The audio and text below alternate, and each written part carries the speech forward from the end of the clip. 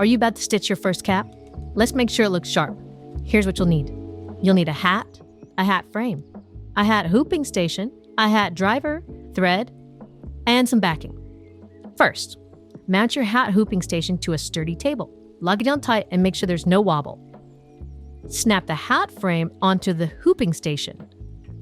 Lay a piece of backing into the cap frame before loading your hat. Load your hat and slide the center seam under the lip flipper. Tighten the tensioning strap, and if the strap's too short or too tight, adjust the screws. When you clip the strap, you'll notice the hat slightly rotate towards the clip, which is not great.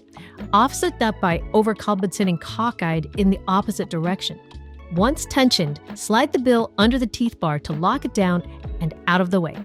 Center the hat using the centering bar. And if you have a seam, use it to line up dead center.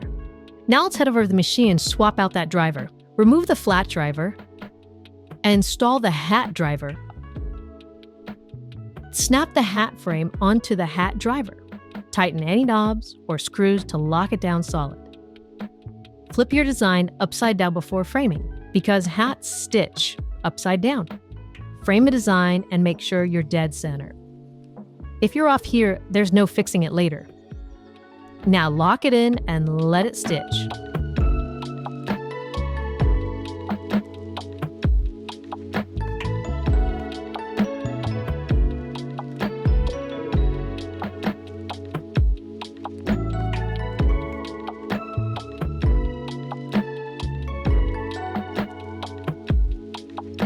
Once done, tear away the backing clean, and you're done. Look at that. Looks awesome. Do you got any tips on embroidering hats? Drop them in the comments below.